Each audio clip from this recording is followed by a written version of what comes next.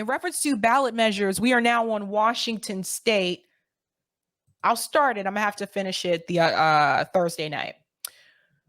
Washington State. Citizens of Washington may initiate legislation as either a direct or indirect state statute. In Washington, citizens also have the power to repeal legislation via veto referendum. Citizens may not initiate constitutional amendments. The Washington State Legislature, however, may place legislatively referred constitutional amendments on the ballot with 2/3 majority vote of each chamber. Single subject rule. Washington has a single subject rule for ballot measures. The relevant law restricts bills in the legislature. However, this restriction has been found to apply to initiatives as well. Subject restrictions. Any initiated measure that would authorize gambling or a lottery requires 60% supermajority in Washington. So we talked about this before. Some states have tried to push this measure where instead of having a simple majority, now you need at least 60% in order for certain measures to pass. So apparently in Washington State, they don't really want you really pushing any ballot measures for gambling or lotteries. It's really interesting. Veto referendums on emergency legislation. In Washington, veto referendums cannot be used on emergency legislation. Competing initiatives.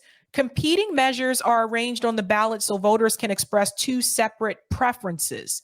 First, voters choose between either measure or neither measure. Second, voters choose between one measure and the other. If a majority prefer neither, both measures fail. If a majority prefer either, then the second vote determines which measure will be approved.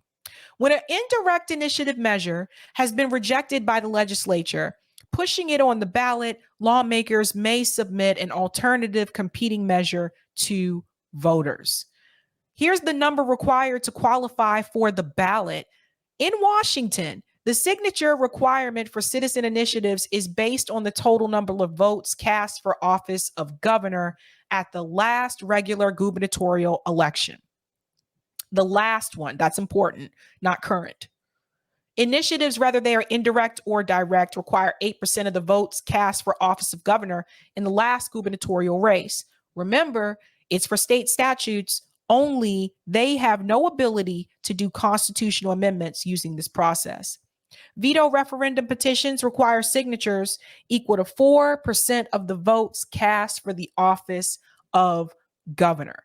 So that's important to note. And of course, there are deadlines as with any other state. It says that initial filings for initiatives cannot be made more than 10 months before the general election at which their proposal would be presented to voters if direct, and presented to legislator if indirect.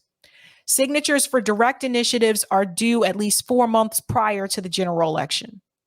Signatures for indirect initiatives are due at least 10 days prior to the beginning of the legislative session in the year of the targeted election. Signatures for veto referendums must be submitted 90 days following the adjournment of the legislative session at which the targeted bill was passed. Supermajority requirements. In Washington, any initiated measure that would authorize gambling or lottery requires 60% majority vote. So we mentioned that earlier. And then there's one more part I wanted to touch on, and then we'll have to finish this part right here, advisory votes. An advisory question is a type of ballot measure that asks votes a non-binding question. The largest difference between an advisory vote and any other type of ballot measure is that the outcome of the ballot question is not legally binding and will not directly result in a new, changed, or rejected law or constitutional amendment.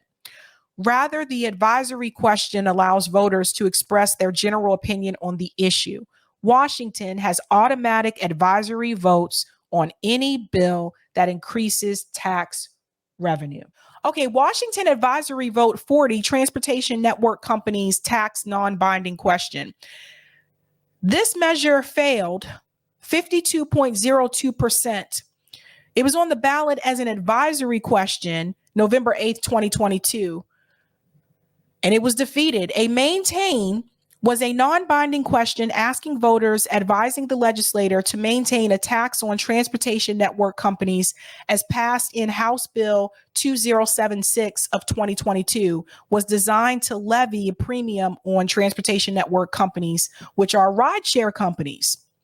Why was this measure on the ballot? The measure was automatically referred to the ballot as required under Initiative 960, an initiative sponsored by Tim Eyman that was approved by voters in 2007. I-960 requires an advisory vote to be referred to voters concerning any law passed by the legislator that creates or increases taxes or fees. Sabby, please read this short article, mainly the words in the boxes. It will help explain everything. So Washington new law, I hate the cookies thing, sweeping changes in the gig economy. Again, this is Washington State. With groundbreaking enactment of a new law relating to certain transportation network companies, rideshare drivers in Washington State will soon enjoy various benefits typically associated with employee status, while retaining the independence and flexibility of their independent contractor status. So here's the information in the box that I think you guys need to hear. Beginning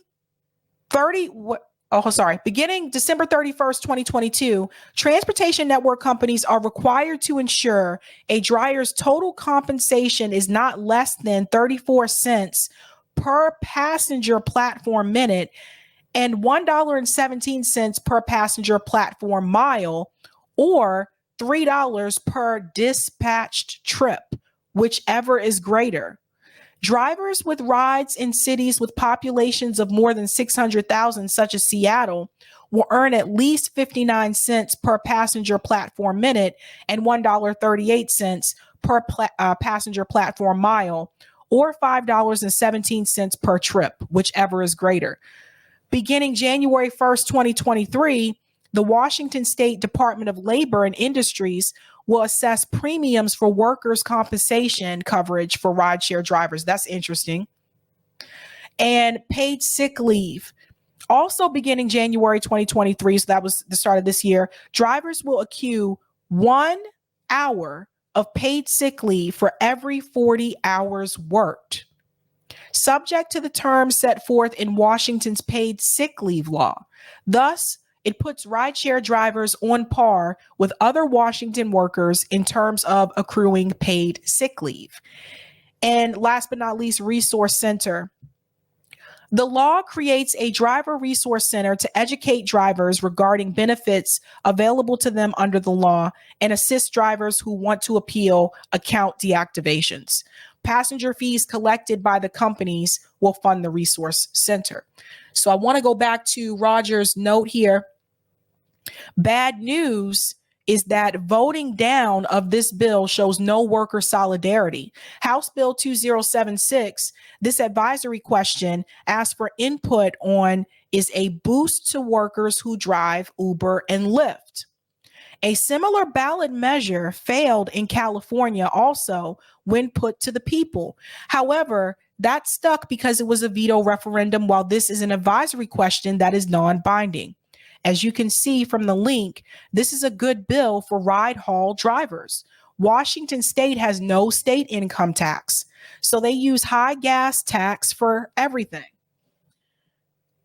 This has got to be killing the driver's pocket, and HB 2076 helps drivers. The good news is it was a non-binding question.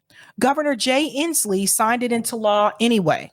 As a driver, I love this because it establishes a minimum pay standard and labor law for drivers, so they're not taking advantage of Uber and Lyft, but as someone who believes in direct democracy. I don't like this circumventing of the will of the people. I think they should have listened to the people instead of allow drivers to start competing with alternative co-ops. And then we have DC. And I think you guys know about this one, right? This was big news when it happened. Washington, D.C., can run local ballot measures. So we're switching from Washington state to Washington, D.C. Washington, D.C. can run local ballot measures. Unfortunately, since they're not a state, anything that passes is subject to being unknown by federal lawmakers, despite the fact that they have electoral college votes, which is why Democrats want to make it a state.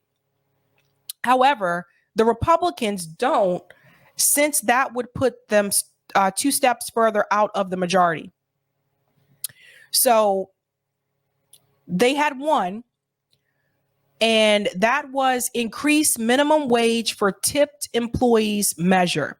A yes vote supported increasing the tipped minimum wage from $5.35 in 2022 to match the minimum wage of non-tipped employees in 2027. This passed by 73.94%. This one was somewhat controversial because some of the restaurants, or some, I guess like the smaller mom and pop restaurants, complain that they can't pay people more than the $5.35 an hour. So just FYI, this was one of the ones that was a little bit controversial. And it was implemented January 17th, 2023. And this is how it would work. So it goes up year by year. This year, $6 an hour, $8 an hour by July 2023. So that's already happened. 2024 of July, $10 an hour. 2025 of July, $12 an hour. And in 2026 of July, $14 an hour, equal to non-tipped employee minimum wage by July 1st, 2027. So it changes gradually throughout the years. Yeah, that was a big one.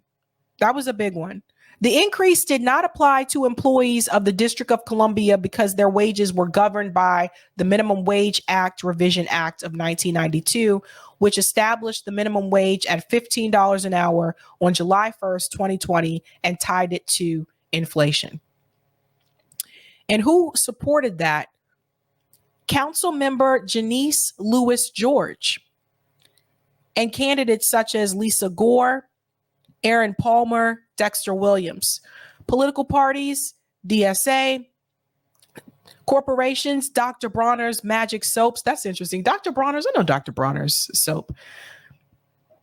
Unions, SEIU, 32BJ, and then some of the organizations, DC Marijuana Justice, DC Women in Politics, to name a few.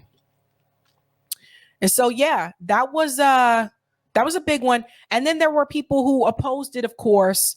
And that was, of course, the restaurants, right? Of course, they would oppose it. Darden Restaurants, the Olive Garden falls under them, by the way. Farmers Restaurant Group, Lettuce Entertain You Enterprises, Inc., Unions Restaurant Association of DC. Interesting. Yep. Even the union. See?